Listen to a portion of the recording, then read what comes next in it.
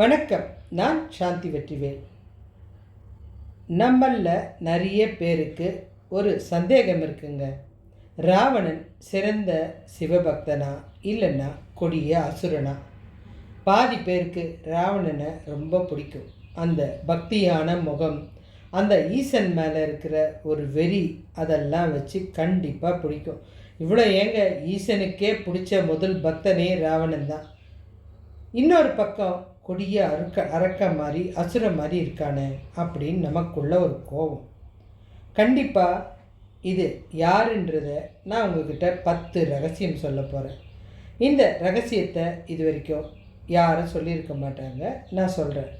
அந்த 10 ரகசியத்தை வச்சுக்கிட்டு நீங்களே ஒரு முடிவெடுத்து எனக்கு கமெண்ட் பண்ணுங்கள், அவன் அரக்கனா சிவபக்தனான். முதல் ரகசியம் சொல்கிறேன். ராவண மும்மூர்த்திகளில் ஒருத்தரான சிவனுடைய நேரடி பக்தன், மிகப்பெரிய பக்தன். சிவனை எப்படி சந்தோஷப்படுத்தினா பிடிக்கும் அப்படின்னு தெரிஞ்ச ஒருத்தன். தன்னுடைய தலையையே அறுத்து அர்ப்பணிக்க துணிஞ்சவன். தன்னுடைய பக்திக்காக என்ன வேணுமானாலும் ஈசன் அப்படின்ற ஒரு பேருக்காக செய்யக்கூடியவன். இதை பார்த்து ஈசனே மெய் சிலிர்த்து போய் அவனுக்கு பல வரங்களை வாரி வழங்கினார். அதில் ஒரு வரம், யாருக்குமே கிடைக்காத அற்புத வரம், சந்திரஹாசம் அப்படின்ற ஒரு கத்தி. இந்த கத்தி எதுக்குன்னா, உன் உயிருக்கு ஆபத்துன்னா இந்த கத்தியை நீ உபயோகிச்சின்னா எதிராளி எத்தனை பெரிய ஆற்றல் அதாவது ஆற்றல் சக்தி மிகுந்தவனாக இருந்தாலும் அழிந்து போவான். இது எவ்வளோ ஒரு சக்தியான வரம். ஆனால் எப்போவுமே நமக்கு நல்லது கிடைக்கும், ஆனால் அதை நம்ம பார்த்துக்கிற முறை தான். அதே ஈசனே ஒரு விஷயத்தை சொல்கிறாரு. ஒருவேளை நல்ல மனிதர்கள் யாரையாவது பாதித்து விட்டால், இந்த கத்தியால் நீ நல்ல மனுஷன் யாரையாவது தவறாக ஏதாவது பண்ணிட்டீன்னா கண்டிப்பாக இந்த ஆயுதம் உன் கையை விட்டு போயிடும். அவனுக்கு அந்த ஆயுதம் கிடைச்ச மகிழ்ச்சி தான் நம்ம சீதாதேவியை கவர்ந்துட்டு போகிற வழியில் ஜடாயு ரொம்ப நல்ல மனுஷன். தப்பு பண்ணால் ஏன் பண்ணுற, எதுக்கு பண்ணுற, இதனால் உனக்கு இவ்வளோ பிரச்சனை வருமே. ஏன்னா பெரியவர், ரொம்ப வருஷமாக வாழறவர். அவர் அந்த ராவணனுக்கு அறிவுரை சொல்கிறாரு. நீ மகா சிவபக்தன், நீ தவறு செய்யலாமா, நீ கடவுளுக்கு எடுத்துக்காட்டாக வாழ வேண்டியவன் இல்லையா அப்படின்னு சொல்கிறாரு. இதனால் கோவப்பட்ட இந்த ராவணன் அந்த ஜடாயுவை வெட்டிட்டார். வெட்டின அந்த நிமிஷமே அந்த கத்தி அவருடைய கையை விட்டு போயிடுச்சுங்க. இந்த கத்தியை அந்த தவறாக ஒரு நல்ல மனுஷன் மேலே செலுத்தாமல் இருந்திருந்தா இந்த கத்தி அவனுக்கு ஆயுதமாக இருக்கும். இது அவனே கிடைச்ச ஆயுதத்தை தவற விட்ட ஒரு சக்தி. ரெண்டாவது விஷயம், இசையில் சிறந்த வல்லவன், இசையிலேயே ஒரு தலைவர் அப்படின்னா அவன்தான் சிறந்த வீணை கலைஞன். ராவணஹஸ்தா அப்படின்னு ஒரு இசைக்கருவியை அவனே உருவாக்கணும். அது மாதிரி தானே உருவாக்கி இசையமைக்கிறது மிகப்பெரிய விஷயம். ராகம் கற்றுக்கிறது வேற, இசைக்கருவியை உருவாக்கி உபயோகிக்கிறது மிகப்பெரிய வரம். சிவனை துதிச்சு புகழ்பெற்ற சிவத்தாண்டவ சோஸ்திரம் எவ்வளோ பெரிய ஒரு சோஸ்திரம், அது ராவணனால் தான் எழுதப்பட்டது. இன்றைக்கும் இதை பாடினா ஈசனுடைய அருள் உங்களுக்கு முழுமையாக கிடைக்கும். அத்தனை சக்தி வாய்ந்த மந்திரத்தை எழுதினது ராவணன் தான். இன்றைக்கும் அந்த ராவணன் எழுதின அந்த சிவத்தாண்டவ ஸ்தோத்திரம் இருக்குது, வாங்கி படிங்க, ஈசனுடைய அருளை பெறுங்க. அவ்வளோ சக்தி வாய்ந்த ஸ்துதி அது. மூணாவது ரகசியம், 4 வேதங்களை கற்றவன். அரக்க குலத்தில் பிறந்தாலும் ராவணன் சிறந்த பிராமணன். விஸ்வரசு அப்படின்னு ஒரு முனிவருடைய மகன், அதாவது அவர் தான் அவங்க அப்பா, அவர் தான் இந்த குபேரனுக்கும் அப்பா. இவர் 4 வேதங்களையும் 6 சாஸ்திரங்களையும் கரைச்சி குடித்தவர். நிறைய பேர் சொல்லுவாங்க, நீ என்ன எல்லா வேதத்தையும் கரைச்சி குடித்தவனா? உண்மையாகவே கரைச்சி குடித்தவர் ராவணன் தான். அத்தனையும் நுனி விரலில் அவனுக்கு தெரியும். அதில் எந்த இடத்துல தவறு அப்படின்றதையும் சரின்றதையும் துல்லியமாக தவறு இல்லாமல் சொல்லக்கூடியவன் இவன். அதனால தான் இவனுக்கு தசக்ரீவன், அதாவது 10 தலைகளை கொண்டவன் அப்படின்ற பேர் வந்தது. 10 தலை அப்படின்றது அபாரமான அறிவை குறிக்கக்கூடிய சக்தி தான் அது. அடுத்தது சிறந்த ஜோதிடன். ஜோதிடத்திலையும் அவன் சிறந்த தலைவன், பக்தியில் தலைவன். அடுத்தது வேதத்தில் தலைவன், இசையில் தலைவன், ஜோதிடத்தில் தலைவன். இந்த ஜோதிடத்தில் தலைவன்னா எப்படின்னா, இன்ன இடத்துல நவகிரகங்கள் இருந்தால் இப்போ பிறக்க போகிற குழந்தை இத்தனை ஆற்றல் சக்தியோடு இருக்கும் அப்படின்னு துல்லியமாக கணக்கு போட்டு தான் தன்னுடைய மகன் மேகநாதன் பிறக்கும்போது இந்த வரத்தை பெற்றதுனால தான் எல்லா கிரகங்களையும் இயக்கி ஒரு குறிப்பிட்ட கட்டத்தை போட்டு இதுக்குள்ளே தான் நீங்கள் இருக்கணும், 11வது இடத்துல தான் நீங்கள் அத்தனை பேரும் இருக்கணும் அப்படின்னு ஆணையிட்டான். ஏன்னா அப்போ பிறக்கிற குழந்தைக்கு அழிவே கிடையாது. ஆனால் சனி பகவான் மட்டும், இறைவனோட செயல்னு ஒன்று இருக்கும் இல்லையா, சனி பகவான் மட்டும் கடைசி நேரத்தில் கொஞ்சம் இடம் மாறினதுனால ராவணனுடைய கோபத்துக்கு ஆளாயிட்டார். சனியோட காலை உடைச்சதாக ஒரு கதையும் இருக்குது. இது அவர் சாஸ்திரத்தில் எவ்வளோ வல்லுனர் அப்படின்ற விஷயம், எவ்வளோ கரெக்டாக வடிவமைச்சது, இதெல்லாம் அவரால் செய்ய முடியும். கிரகங்களே பயந்து நடுங்கக்கூடிய ஒரு தலைவன். அடுத்த ரகசியம் விமான ரகசியம். அந்த காலத்தில் வான் வழியாக கடவுள்கள் மட்டும்தான் போக முடியும். அவங்களும் ஆகாய விமானங்களை உபயோகித்தது இல்லை. இங்கேருந்து அங்கே போனோன்னு அவங்க தங்களுடைய வாகனங்களில் போவாங்க, பக்தியோடு ஆசிர்வதிப்பாங்க, வந்துடுவாங்க. உலகம் முழுக்க சுற்றினது கிடையாது. அதை செஞ்ச முதல் மனுஷன் இந்த ஆகாய வழி பயணம்தான். பூமியில் நடையே கிடையாது. இதை செஞ்சது அந்த புஷ்பக விமானம் வச்சுருந்தது. ஒரு விதத்தில் அது குபேரன் கிட்டேருந்து பறிச்சதாக கூட இருக்கலாம். ஆனால் அதை சிறப்பாக உபயோகித்தது இந்த ராவணன் தான். அதை நிறுத்தி வைக்கிறதுக்கு இப்போல்லாம் சொல்கிறாங்களே விமானம் நிறுத்தத்துக்கு ஸ்டேஷன் அப்படின்னு, அதை வைக்கிறதுக்கு ஒரு இடம், அங்கேருந்து பறக்கிறதுக்கு ஒரு இடம் அப்படின்னு எல்லாமே சரியாக அழகாக பயன்படுத்தி அந்த விமானங்கள் ஒன்றை போல் வேறு விதத்தில் நிறைய விமானம். இன்றைக்கி பெரிய கோடீஸ்வரன்னா என்ன சொல்லுவாங்க, நிறைய கார் வச்சுருக்காங்க. நிறைய ஆகாய விமானங்களை விதவிதமாக வச்சுருந்து அனுபவிச்சவன் இந்த ராவணன் தான். அப்போ ஆகாய மார்க்க பயணத்தில் இவனை விட்டால் ஆளே கிடையாது. இது ஒரு ரகசியமாச்சா. 6வது ரகசியம் சிறந்த ஆயுர்வேத மருத்துவன், அதில் புலமையே பெற்றவன். இதெல்லாம் எங்களுக்கு தெரியாதுங்க. இன்றைக்கும் நோயில் இருக்குது. ராவண சம்ஹிதா அப்படின்ற நோய்களுக்கான தீர்வு, அந்த மூலிகையை எப்படி பயன்படுத்தணுன்றத ராவணனே எழுதி வச்சிருக்கான். அத்தனை சிறப்பு வாய்ந்த மூலிகை மருத்துவத்தை முறையாக தெரிஞ்சுக்கிட்டு மூலிகை ஆயுர்வேதத்துக்கு தலைவனாகவும் இருந்திருக்கான். அதனால தான் அந்த மருத்துவத்துக்குண்டான நூலையும் எழுதியிருக்கான். எவ்வளோ ஒரு ஆற்றல். அடுத்தது ராவணனின் தங்கை சூர்பனகை. ராமாயணத்தில் இந்த போர் தொடங்கினதுக்கு முக்கிய காரண ஹீரோயினி இந்த சூர்பனகை தான் நமக்கு தெரியும். ஆனால் நம்ம நினைக்கிற மாதிரி இந்த சூர்பனகை கொடூரமாக இருக்க மாட்டாங்க. உலகத்திலேயே பேரழகி. ஒரு பேரழகினா எப்படி சொல்லுவோம், கொடி போல இடை, நூல் போல கால், அதெல்லாம் உண்மையாகவே அவங்களுக்கு இருந்தது. அந்த கால் அசைவு கொடி அசைகிறது போல இருக்கும். இது கம்ப ராமாயணத்திலேயே எழுதியிருப்பார் கம்பர். அந்த இடத்துல கொஞ்சம் நிறுத்தியும் இருப்பார். ஏன்னா அவருக்கே அந்த அழகை வர்ணிக்க முடியல. கொடி இடை அசைந்தாட, கால்கள் அப்படியே அந்த கொடி வளைஞ்சு ஆட அப்படின்னு அந்த இடத்துல கம்பரே கொஞ்சம் நிறுத்தியிருப்பார். அத்தனை பேரழகியான அந்த சூர்பனகை அவங்க திட்டமிட்டு தான் இந்த ராமரை பழி வாங்கணும்.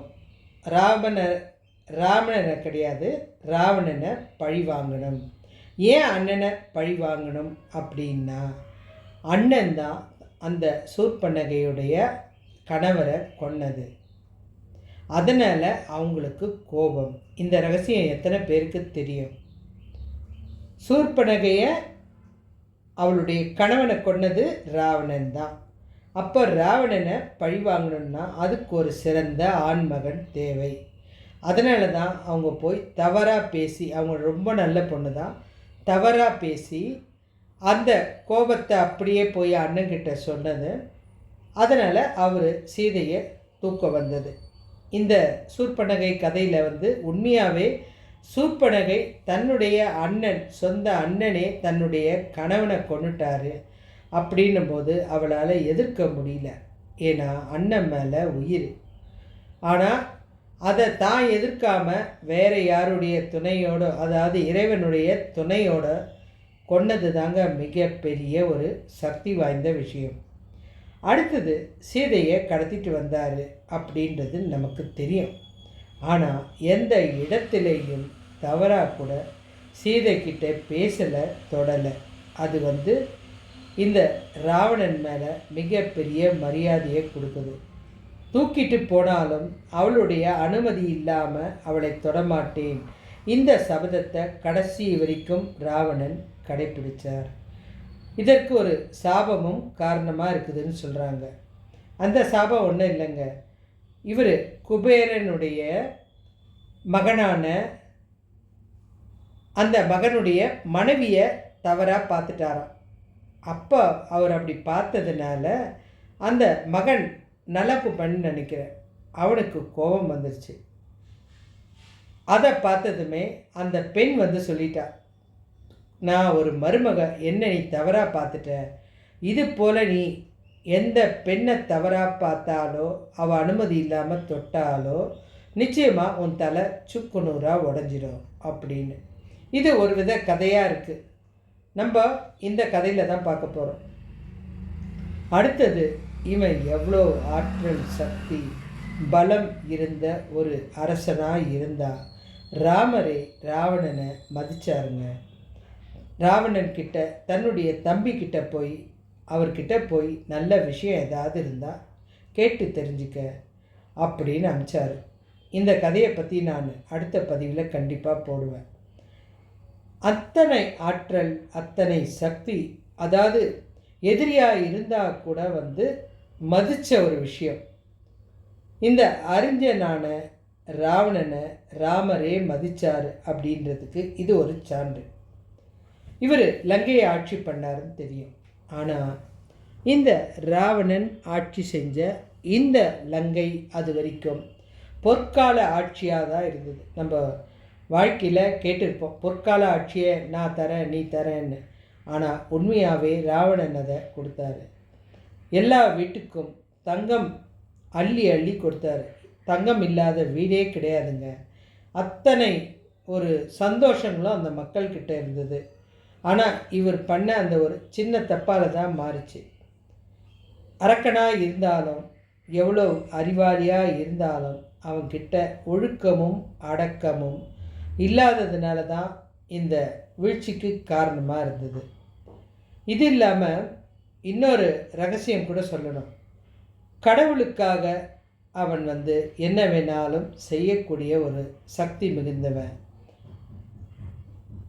மக்களுக்கு எந்த துன்பம்னாலும் உடனே அவன் அதை தீர்த்து வைக்கக்கூடிய ஒரு அரசன், நல்லபடி ஆட்சி செஞ்சவன். எல்லா திறமையும் அவங்ககிட்ட இருந்தது. அவனுடைய ஆட்சி லங்கையில் பொற்கால ஆட்சியாக இருக்குது. ஏழை மக்களே கிடையாது, யாரும் பசிப்பினியோடு இல்லை. எல்லார் வீட்லேயும் தங்கம் கொட்டி கிடந்தது. இந்த அபார அறிவு, பக்தி, கலைத்திறன், நிர்வாக திறமை, சிவபக்தன், எல்லாத்தையும் விட ஒரு ஆணவம், பிறர் பொருளுக்கு ஆசைப்பட்டது, இது எல்லாம் தான் அவனை ஒரு அரக்கனாக மாற்றுச்சு. இவன் சிறந்த அறிவாளியாக இருக்கலாம், சிறந்த இறைபக்தனாக இருக்கலாம். இறைவன் கூட பேசக்கூடிய ஆற்றல் எத்தனை பேருக்குங்க கிடைக்கும்? இவன் அடிக்கடி போய் விவாதம் பண்ணுவான். அதுவும் இல்லாமல் ஈசனுக்கு சில பூஜைகள் முறைகள் வேணும்னா இவன் போய் அங்கே போய் அந்த பூஜைகளை செஞ்சு கொடுப்பான். இறைவனுக்காக என்ன வேண்டுமானாலும் செய்யக்கூடிய ஒரு அசுரன்தான் இவன். அவன்கிட்ட குடும்ப பாசம் இருந்தது, தன்னுடைய தம்பிகை மேலே பாசம் இருந்தது, தன்னுடைய மனைவி மேலே பாசம் இருந்தது, குடும்பத்தை எந்த இடத்துலையும் அவன் கஷ்டப்படுத்தினதில்லை. குடும்பத்தை நல்லா பார்த்துக்கிட்டான். அவன் சிறந்த ஆட்சியாளனாக இருந்திருக்கான். நாட்டை ரொம்ப அமைதியாக பார்த்துக்கிட்டான். நாட்டை சந்தோஷமாக வச்சுருந்தான். நாட்டு மக்களை மகிழ்ச்சி வெள்ளத்தில் வச்சுட்டு இருந்தான். பூஜை இந்த விஷயத்தில் அவன் தவறுனதே இல்லை. யார் கூப்பிட்டாலும் அந்த மந்திரம் தெரியாது, இவன் நம்மளை விட வளர்ந்துடணும் அப்படின்னு நினச்சி கூட பார்க்கல. எல்லாருக்குமே அந்த மந்திரம் உபயோகப்படணும் அப்படின்ட்டு அந்த கூப்பிடுற வேதங்களுக்கு கரெக்டாக போய் எல்லா விஷயத்தையும் செஞ்சு கொடுத்துட்டு வரக்கூடிய ஒரு சக்தியும் அவன்கிட்ட இருக்குது. அதே போல் தன்னுடைய குழந்தை மேலேயும் விருப்பம் இருக்குது. இதெல்லாம் விட அவன்கிட்ட இருந்த அந்த ஒரு கொடூரமான குணம், அதுதான் அபாரமான அறிவு. பக்தி இருக்குது, கலைத்திறன் இருக்குது, நிர்வாகத்திறமை இருக்குது, எல்லாமே இருக்குது. ஆனால் அகங்காரம், திமிரு, ஆணவம், பிறர் பொருளுக்கு ஆசைப்பட்டது, அதாவது சீதையை விரும்பினது, இது மனுஷனான நமக்கும் உதவும். இப்படிப்பட்ட எண்ணம் தான் ஒருத்தனை அரக்கனாக மாற்றும். ஒருத்தன் எவ்வளோ பெரிய அறிவாளியாக இருந்தாலும் அவன்கிட்ட ஒழுக்கமும் அடக்கமும் இல்லைன்னா அவன் வீழ்ச்சிக்கு அவனே தான் காரணம். இது இந்த அறிவுரை, இந்த கதைக்கான அறிவுரை. இவன் ஈசனை ஒரு பக்கம் துதிக்கிறதா இருக்கட்டும், மறுபக்கம் போர்க்களத்தில் இருக்கிறதா இருக்கட்டும், 2 விதமான ராவணனுடைய குணத்தையும் நம்ம பார்த்துட்டோம். ஒரு அறிஞன், மகா அறிஞன் விழுந்தது ஏன் அப்படின்னு நினைக்கும்போது பார்த்தா அந்த ஆணவம், எனக்கு எல்லாம் தெரியும், நான் எதையும் அடையக்கூடிய தகுதி உள்ளவன், என்னால் எதையும் செய்ய முடியும். அந்த ஆணவம் வந்துட்டாலே அழிவுக்குண்டான காரணம் டக்கு டக்குன்னு வந்துடும். நம்மள நிறைய பேருக்கு இது தாங்க சாபம். கையில் ஆயுதம் கிடச்சிது, அந்த ஹஸ்தம் அப்படின்ற ஒரு ஆயுதம் கிடச்சிது, சந்திரஹஸ்தம்னு, சந்திரஹாசம்னு. அதை வச்சுருந்தா அவன் இதுவாக இருந்திருக்கலாம். இந்த இசையில் வல்லவனாக இருந்தான், அது இருந்திருந்தால் சாதிச்சிருக்கலாம். அவனே ஏற்றின ஸ்துதி தான் இன்ன வரைக்கும் ஈசனுக்கு பிடிச்ச ஒரு மந்திரம். அது இல்லை. அடுத்தது தசக்ரீவன் அப்படின்னா 10 தலை கிடையாது, 10 கலைக்கு தலைவனானவன். 10 விதமான கலை அவனுக்கு வணங்குச்சு. அவன்கிட்ட அது நுனியிலேருந்து, அதாவது ஆதியிலேருந்து அந்த வரைக்கும் அதில் ரொம்ப உறுதியானவன். பார்வதி தேவி கூட ஒரு சமயம் பூஜைக்காக இவரை தான் அழைச்சாங்க, நீ தான் பண்ணணும் அப்படின்ட்டு. அந்த அளவு மந்திரம் அவன்கிட்ட தவறாக நடக்காது. அதே மாதிரி கிரகங்கள் பயப்படக்கூடிய ஒரு அரசனாகவும் இருந்திருக்கிறான். இவ்வளோ ஒரு சக்தி ஆயின ஒருத்த அழிவுக்கு காரணம் அந்த ஆணவம் தான். நம்மள நிறைய பேருக்கு இந்த ராவணன் எதுக்காக இந்த ராமன் கிட்ட போய் தகராறு பண்ணாருன்னு தங்கை பாசம்தான். ஆனால் தங்கை செஞ்சது எதுக்குன்னா, நிச்சயமாக ராவணன் தங்கையோட கணவனை அவளுக்கு தெரியாமல் பழி வாங்கி கொண்டாச்சு.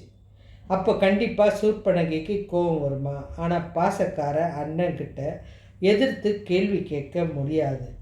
அதனால் அவள் சூழ்ச்சியால் தான் அண்ணனை இந்த வழியில் சிக்க வச்சான். சீதையை தூக்கிட்டு வந்தாலும் அவங்களுடைய அனுமதி இல்லாமல் தொடவே இல்லைங்க. அது ஒரு கடைசி வரைக்கும் அவன் கடைப்பிடிச்ச விஷயம். இப்போ இந்த ராவணன் எவ்வளோ சிறந்த சிவபக்தன். இந்த எத்தனை விஷயம் நடக்கும் போதும் அவன் சிவனை வணங்காமல் எந்த செயலையும் வாழ்க்கையில் செஞ்சதே இல்லைங்க. அத்தனை சிவபக்தன். இன்னும் கேட்டால் இந்த ராவணனுடைய மனைவி இருக்காங்க இல்லையா, மண்டோதரி, அவங்களுக்கு இந்த ராவணன் கிடைச்ச விஷயம் கூட மிகப்பெரிய அதிசயம்தான். அவங்க சரியான சிவபக்தை. ஈசனை எப்படியாவது கல்யாணம் பண்ணணும் அப்படின்னு தவமே இருந்தாங்க.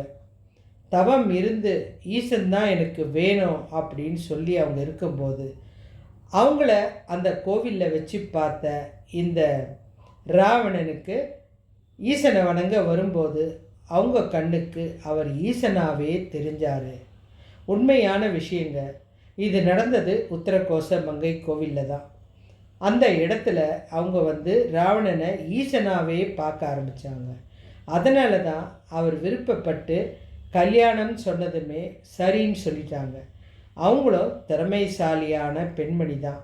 அவங்களும் சிறந்த பதிவிரதை தான். ஏன்னு கேட்டால் ராமரே வணங்கின ஒரு பதிவிரதை. அவர் எந்த பெண்ணையுமே ஏறெடுத்து பார்க்க மாட்டார். இவங்க நிழலை பார்த்ததுமே வணங்கினார். அப்படின்னா அவங்கக்கிட்ட எவ்வளோ சக்தி பாருங்கள். யாருமே கெட்டவங்க இல்லைங்க. சூழ்நிலையும் சூழ்ச்சியும் தான் கெட்டவங்களாக மாற்றுது. இந்த இடத்துல ராவணன் நல்லவன் தான். அதில் இருக்கிற விபீஷ்ணன் அதை விட நல்லவன் தான். சூர்பனகையும் தனக்கு ஏற்பட்ட துன்பத்துக்காக தான் அண்ணன்கிட்ட எதிர்த்தா. இதெல்லாம் விட மண்டோதரி ஈசனை கல்யாணம் பண்ணணும்னு சொல்லிட்டு ஈசன் உருவில் இருக்கிற இந்த ராவணேஸ்வரனை திருமணம் செஞ்சாங்க. அவர் செய்கிற தவறுக்கும் அவருக்கு புரிகிற அளவுக்கு அவங்க அறிவுரை எடுத்து சொன்னாங்க. அதுக்காக ராவணன் மனைவியை தண்டிக்கலை. அவங்க சொன்னதை கேட்டார். ஆனால் இந்த ஆணவம் கண்ணை மறிச்சது. இப்போ உங்களுக்கு இந்த ராவணன் கிட்ட இருக்கிற நல்ல சைடும் தெரியும், கெட்ட சைடும் தெரியும். இப்போ நீங்கள் செய்ய வேண்டியது அவன் நல்லவனா கெட்டவனா அப்படின்றது எனக்கு கமெண்ட் பண்ணுங்கள். இது போல் மேலே நல்ல கதை வேணும்னா என் சேனலை சப்ஸ்கிரைப் பண்ணுங்கள். நன்றி.